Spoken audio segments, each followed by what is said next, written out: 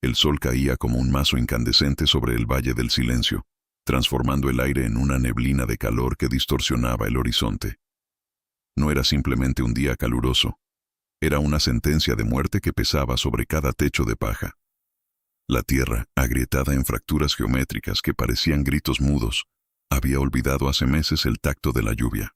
En este rincón olvidado del mundo, la vida se medía en gotas, y el inventario de la supervivencia estaba llegando a su fin. El pozo principal, que durante generaciones fue el corazón latiente de la comunidad, ahora solo devolvía el eco hueco de las piedras golpeando un fondo de lodo seco. El pánico comenzaba a apoderarse de los rostros de las familias, quienes observaban sus escasas reservas con ojos hundidos por el hambre y la sed. En la penumbra de una cabaña que olía a enfermedad y desesperanza, el Ara sostenía la mano de su hermano menor. El pequeño estaba sumido en un letargo peligroso, con la piel ardiendo por una fiebre que parecía querer evaporar lo poco que quedaba de él. Sus labios, blancos y cuarteados por la deshidratación, apenas podían articular un susurro pidiendo un sorbo que ella no podía darle. El Ara no era una mujer común. Era la hija del último gran excavador de la aldea, un hombre que antes de morir le había confiado secretos sobre la geografía de las montañas, conocimientos prohibidos para las mujeres bajo las leyes del consejo. Ella sabía que los remedios ancestrales de las ancianas eran inútiles sin agua pura, y ese conocimiento le quemaba en el pecho con más fuerza que el sol exterior. En la plaza central, el consejo de los ancianos se había reunido de urgencia bajo la sombra de un roble seco. Silas, un hombre de hombros anchos y mirada gélida como el granito, lideraba la asamblea con un autoritarismo absoluto. Silas creía fervientemente en la tradición ancestral. Si la tierra moría, ellos debían morir con ella, abrazando un honor estéril que solo conducía a la tumba. Cuando el Ara irrumpió en el círculo sagrado de los hombres, el silencio fue más denso que el polvo del camino. Rompiendo siglos de protocolo, ella alzó la voz con valentía. Pero antes de terminar su primera frase, Silas la interrumpió con un rugido de desprecio. Le recordó que las mujeres no tenían voz en asuntos de supervivencia, ordenándole regresar a sus labores domésticas mientras los hombres decidían el destino final de todos. Sin embargo, el Ara no retrocedió ante la furia de los ancianos. Con manos firmes, desplegó un mapa antiguo, un pergamino amarillento que su padre había ocultado con celo bajo las tablas del suelo de su casa. El documento mostraba senderos olvidados que conducían al risco de la traición, un lugar envuelto en leyendas de maldiciones y muerte. Bajo esas piedras hay un acuífero profundo que nunca se seca, declaró ella, desafiando las miradas de odio. Antes de continuar, suscríbete al canal y cuéntanos en los comentarios desde dónde nos estás viendo. La reacción del consejo no fue de esperanza, sino de una burla cruel.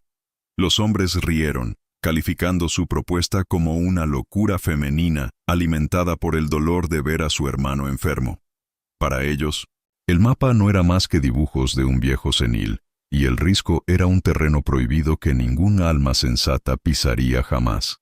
Humillada pero con la determinación convertida en un acero templado por la necesidad, el Ara tomó una decisión radical. Partiría sola hacia lo desconocido. Mientras se alejaba de la plaza, un anciano ciego la interceptó sigilosamente entre las sombras de un callejón estrecho. Sin decir una palabra, le entregó una brújula de bronce, un objeto frío que parecía pulsar con energía propia. El camino tiene peligros que no están en los mapas, le advirtió. Pero recuerda que la traición más grande es la que se queda en casa. Al revisar su morral, el Ara sintió náusea. Alguien había vertido aceite negro sobre sus raciones, inutilizando el pan. El sabotaje era una señal. No solo luchaba contra el desierto, sino contra la voluntad de su pueblo. Al llegar a los límites de la aldea, el estruendo de las puertas cerrándose confirmó su exilio. Silas había ordenado el cierre total, dejándola fuera sin retorno. El Ara se encontraba frente a la inmensidad de la montaña, pero en el silencio de la noche, un crujido le advirtió que no estaba sola en la oscuridad. El Ara se quedó inmóvil, con la espalda pegada a las pesadas puertas de madera que acababan de cerrarse, sellando su destino fuera de los muros de la aldea. El silencio del desierto era absoluto, interrumpido únicamente por el silbido del viento que arrastraba arena contra su piel. Sin embargo, antes de que pudiera dar el primer paso hacia la oscuridad del sendero, una sombra se desprendió de los muros exteriores. No era un guardia, sino Mateo, el hijo de Silas.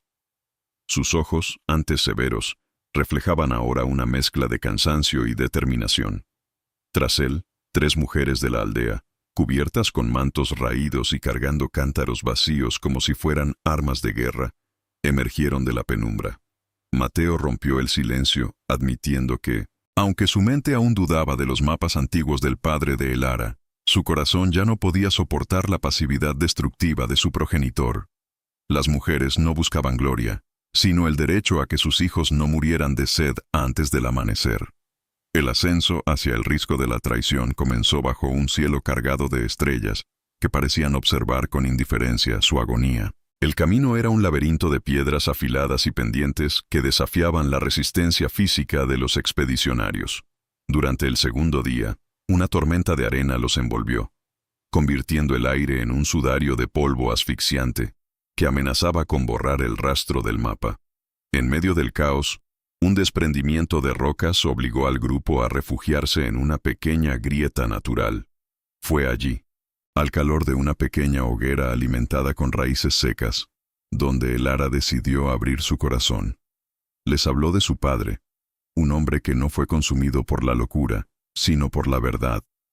Reveló que los cuadernos de su progenitor contenían pruebas de que el agua del valle no se había evaporado por un castigo divino, sino que había sido desviada artificialmente. Elara explicó que los antepasados de Silas, obsesionados con el control absoluto, habían manipulado el cauce subterráneo para monopolizar el recurso, permitiendo que la aldea sufriera solo para asegurar que nadie desafiara su autoridad.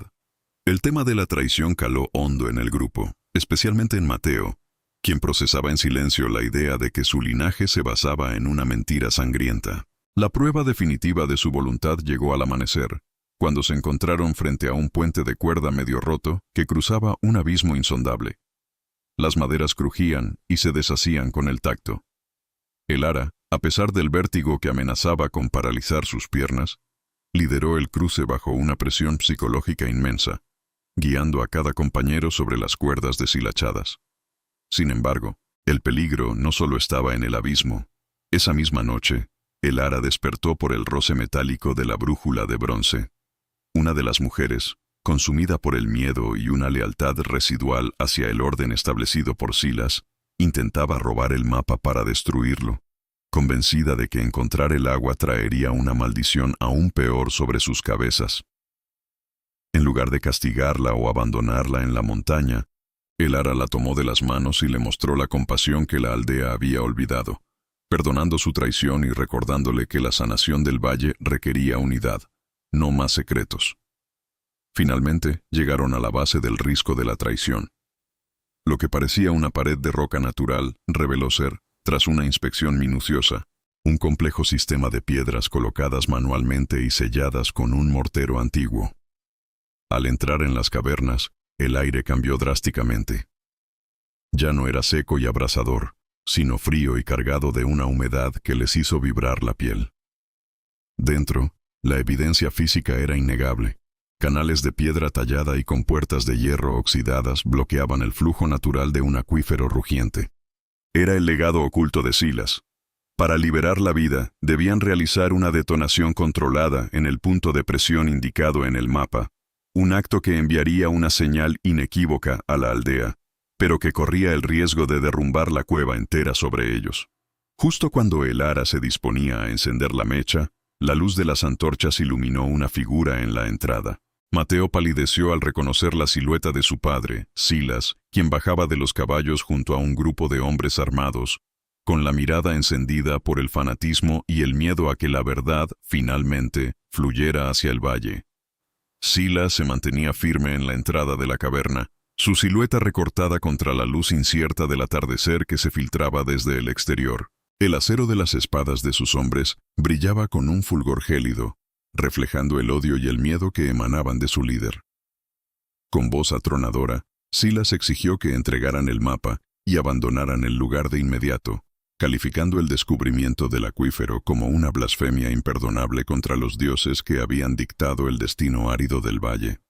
Sin embargo, Elara no retrocedió. Se situó en el borde del risco interior, justo encima de la grieta donde el agua rugía con una furia contenida por décadas, y su voz, aunque cansada, resonó con una autoridad que silenció incluso el viento del desierto. Gritó la verdad a los 4 vientos, explicando detalladamente cómo los antepasados de Silas habían construido aquel sistema de compuertas para subyugar a la población a través de la sed. Los hombres armados, que hasta ese momento habían seguido órdenes ciegamente, comenzaron a bajar sus armas. Observaban con asombro las paredes de roca que sudaban agua cristalina y las manos manchadas de óxido de Elara, quien señalaba la evidencia física de la traición generacional. La duda se propagó entre las filas de Silas como un incendio forestal. La convicción en los ojos de Elara era tan pura que el velo de mentiras tejido por el Consejo de Ancianos se desintegró en un instante. Mateo se acercó a su padre, no para apoyarlo, sino para confrontarlo con la realidad de su egoísmo. Silas, desesperado por mantener el control, intentó arrebatar la mecha de las manos de Elara, pero ella tomó una decisión definitiva. Comprendiendo que la cueva podría colapsar y que alguien debía asegurar que la explosión fuera lo suficientemente potente para liberar el cauce, ordenó a sus compañeras y a Mateo que se pusieran a salvo en la parte superior del risco. Ella entraría sola en la zona de mayor peligro. Sabía que su vida era un precio pequeño a cambio de la supervivencia de su hermano y de las futuras generaciones. El sacrificio estaba decidido. Elara se adentró en las profundidades de la grieta, sintiendo el aliento frío del agua golpeando su rostro. Encendió la mecha con una mano temblorosa pero firme. Un silencio ensordecedor envolvió la montaña durante unos segundos que parecieron eternidades, seguidos por un estruendo que sacudió los cimientos mismos de la tierra.